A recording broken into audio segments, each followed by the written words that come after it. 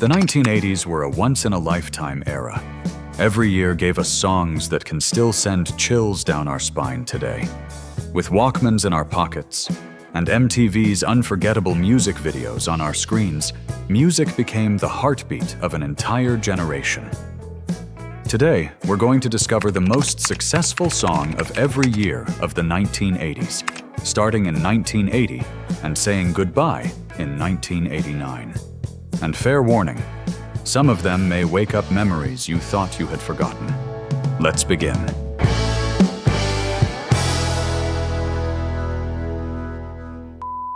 (1980) Call Me by Blondie. Opening a song with a furious drum roll and a distorted guitar is a statement of intent. On Call Me, the band shows off its fearless attitude, flirting with the emerging sound of new wave while putting its New York rock pedigree proudly on display.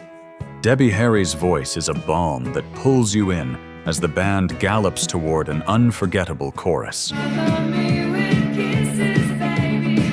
Call Me is the signature single from the film American Gigolo. As soon as it was released, it became a hit as massive as the movie itself, spending 6 weeks at #1 on the Billboard Hot 100. Not only that, it also reached the top of the charts in Canada and the United Kingdom, becoming the most successful single in Blondie's history. But did you know it was not originally written by the band? The renowned producer and composer Giorgio Moroder wrote the music for Stevie Nicks, but contractual issues kept her from taking part. Debbie Harry then wrote the lyrics from the perspective of Richard Gere's character. The result was one of the most explosive songs of the decade, taking Blondie to the status of global icons. In fact, it even eclipsed timeless, iconic songs in popularity, including Pink Floyd's Another Brick in the Wall. 1981, Betty Davis Eyes by Kim Carnes. Her hair is hollow gold. Can a song become the definitive hit of a year after spending 7 years in obscurity? Well, this version, which Kim Carnes sings with so much drama and power, was actually a 1974 composition by Donna Weiss and Jackie DeShannon. Even though DeShannon recorded it that same year for her album New Arrangement, the song went almost completely unnoticed. She's got Betty Davis eyes. The veil was lifted when this adaptation reached the top of the charts in 21 countries at the same time. She'll tease you. She'll unease you. But that was not all. It also spent 9 weeks at #1 on the Billboard Hot 100, an honor only Endless Love by Diana Ross and Lionel Richie would share throughout the entire decade. Betty Davis eyes. Although it became a runaway hit and a radio phenomenon, this version almost never happened. Producer Val Garay was close to throwing it out until keyboardist Bill Cuomo played the intro on the revolutionary Prophet 5 synthesizer. Everyone turned around and shouted, "That's it!" They had found a golden passage to stardom. Betty Davis Eyes, with its percussion full of 80s groove and a voice that sounded raspy, real, and close, became a mass phenomenon for the dance floor, the Walkman, and the coffee shop. In 1981, you simply could not go anywhere without hearing this song. If you feel like music like this is not being made anymore, support us with a like and subscribe to our Millennium Rock channel. That way, we can keep bringing these classic rock gems back to life. Let's continue. 1982, I Love Rock and Roll by Joan Jett. Few songs can capture the wild, fierce spirit of rock and roll in under 3 minutes like this 1982 anthem. There was nothing left to do but surrender to the spell of the distorted guitars and the punk attitude of Joan Jett and her band. After its release on the album of the same name, the song sold more than 2 million copies and reached the top of the Billboard Hot 100, staying there for 7 consecutive weeks. It launched Joan Jett's solo career after her split from her legendary band, The Runaways. Where we can be alone. Did you know that not only was it not an original Joan Jett song, but she had recorded it twice before? I Love Rock and Roll was written by The Arrows in 1975, and the Runaways heard it while touring the United Kingdom in 1976. At the request of their producer and manager, Kim Fowley, they tried it with the band in 1977, but ended up discarding it. That minimalist rhythm stayed in Joan's mind, and she recorded it with 2 Sex Pistols, Steve Jones and Paul Cook, in 1979, though without much success. It was not until she brought together the Blackhearts, her band, that the song took off worldwide, even surpassing Survivor's mega hit Eye of the Tiger. Its explosive chorus has been shouted at the top of their lungs by thousands of people, and its power and attitude still shine through, even in versions by artists as different as Britney Spears. What is certain is that no matter when or where it plays, its rock spirit and savage minimalism will make you dance, sing, and bang your head. 1983. Every Breath You Take by The Police. Every breath you take. Can a song about jealousy, insecurity, stalking, and spying on your partner become a worldwide #1? Sting and The Police made sure the song's message would be transformed into an ode to love, one that has been played endlessly at engagement parties, weddings, and Valentine's Day dinners. Step you take, I'll be watching. As soon as it came out, it climbed straight to #1 on the Billboard Hot 100, and it remains the only single by The Police ever to reach that spot. It stayed there for 8 consecutive weeks, did the same in Canada for 2 weeks, and held the top position in the United Kingdom for 4 weeks. It also won 2 Grammys, and it is estimated that even today, it generates a third of Sting's total royalty income. And only one song can carry the distinction of being the most played song in the history of radio. That is exactly what B.M. Wine said in 2019 about Every Breath You Take.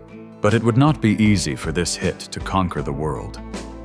It was originally written by Sting in Jamaica, not on guitar, but on organ. When he presented it to the rest of the band, they spent 6 weeks recording only bass and drums amid clashes of ego and resentment between Stuart Copeland and Sting. It was Andy Summers who, after recording an album with Robert Fripp, brought in his influences from classical composer Bela Bartok through a unique riff.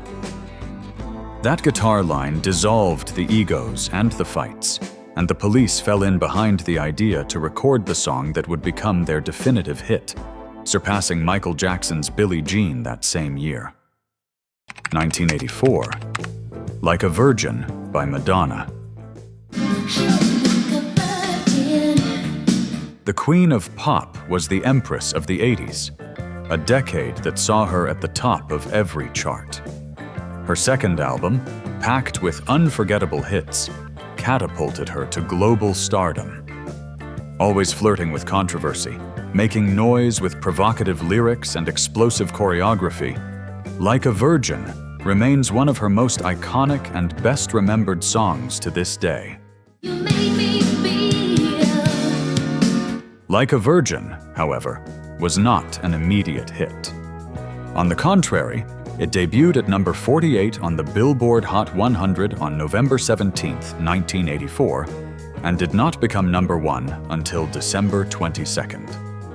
Once at the top, it spent 6 weeks ruling the pop world, surpassing timeless classics like Van Halen's legendary Jump. And you hold me, and you hold me. The success of Like a Virgin can be explained by Nile Rodgers' flawless production, part of Chic's unmistakable touch, Tom Kelly and Billy Steinberg's composition, one of the most successful songwriting duos of the decade, and of course, the music video. The company spent $150,000 making it, hiring a real lion and using Venice as the setting. MTV played it endlessly, and with that, controversy and defiance took over the world and turned it into a dance floor.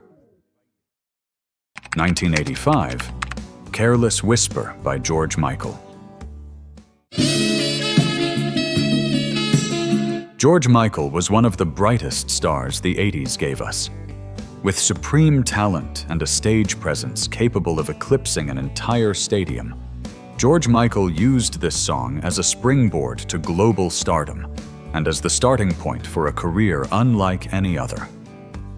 Careless Whisper reached the top of the Billboard Hot 100 just 2 weeks after its release on Wham's album Make It Big, where it remained for 3 weeks, surpassing Dire Straits' Money for Nothing.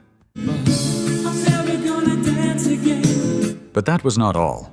It was #1 in 25 countries and is considered one of the best-selling singles in history, with 11 million copies sold to date. What is most surprising? That George Michael composed this timeless piece when he was still a teenager. That alone is a glimpse of his talent, because the rest was a relentless search for the perfect sound. The song went through many versions, and the saxophone solo that steals all the attention was played by a large number of musicians before they finally chose the one that conquered the world. The single was released as Wham, featuring George Michael, in an effort by the singer to break away from his past and launch himself as a solo artist. He did not know he would become one of the most successful artists in history, but with a start like that, there was hardly any chance of another outcome. 1986, Walk Like an Egyptian by the Bangles. This danceable pop song by the Bangles has the power to light up the floor instantly. The vocals, handled by Vicki Peterson, Michael Steele, and Susanna Hoffs in each verse, give it the perfect sonic color, keeping you on edge, while the chorus, stripped of any grandiosity, is so catchy that you will be singing it for an entire week. Walk like an Egyptian. The single, released in September 1986, reached the top of the United Kingdom charts in November and #1 on the Billboard Hot 100 in December, where it stayed for 4 weeks. In terms of its run at the top, it surpassed classics like Rock Me Amadeus and Bon Jovi's You Give Love a Bad Name. Walk like an Egyptian. Despite being an undisputed worldwide hit, its origin was completely casual.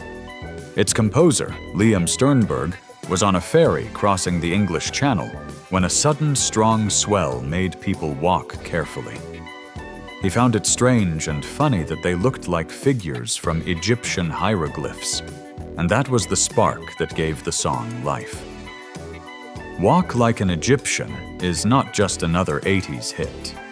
It is one of those songs that, the moment it comes on, makes you dance in the supermarket, in the bank line, or at the coffee shop. 1987, Livin On A Prayer by Bon Jovi.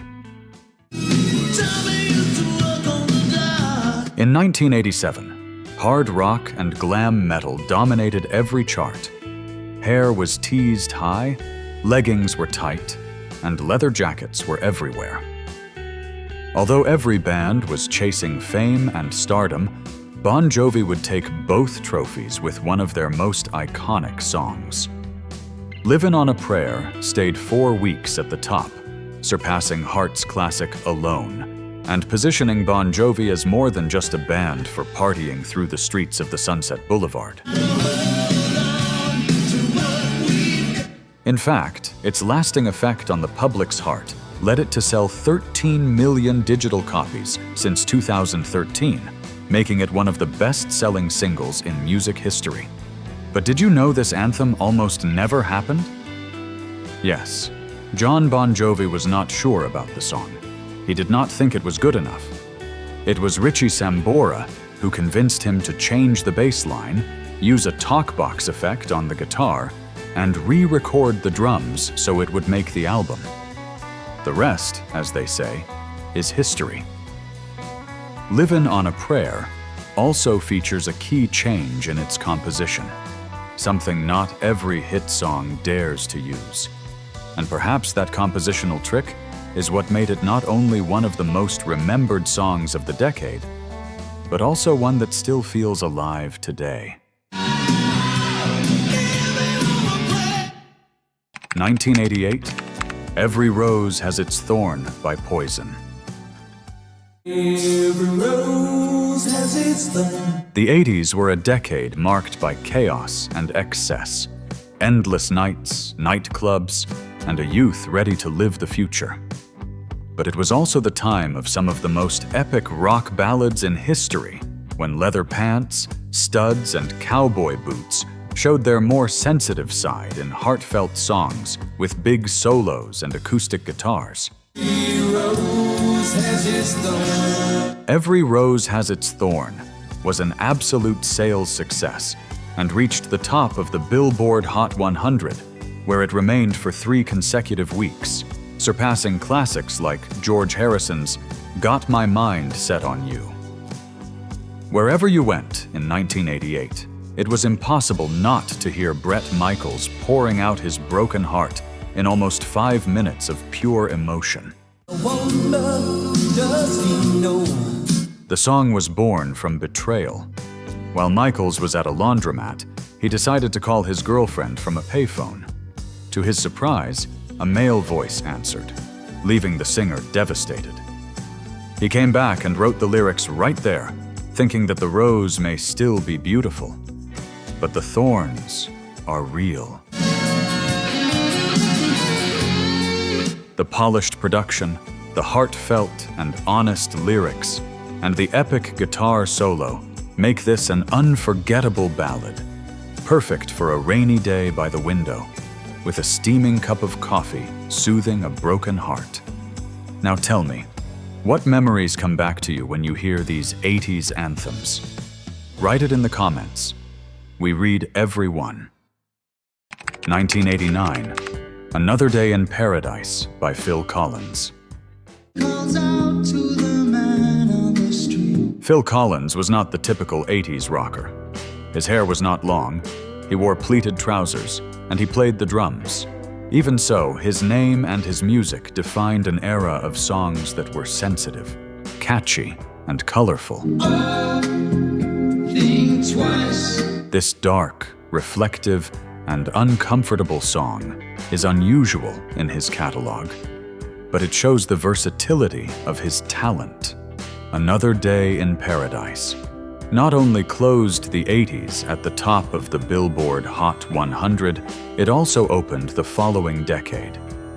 It was the last #1 of the singer's career, the song that won him a Grammy and stayed 4 weeks at the top, surpassing classics like Madonna's Like a Prayer.